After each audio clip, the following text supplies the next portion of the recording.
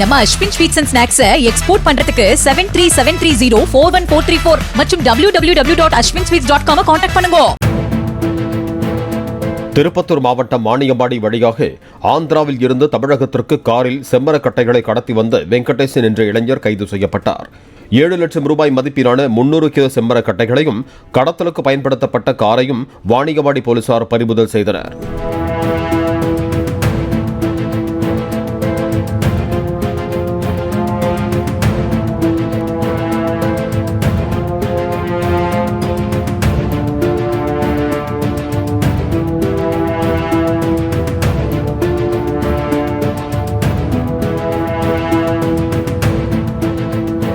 நம்ம Ashwin sweets and snacks export பண்றதுக்கு 7373041434 மற்றும் www.ashwinsweets.com கான்டாக்ட் பண்ணுங்க.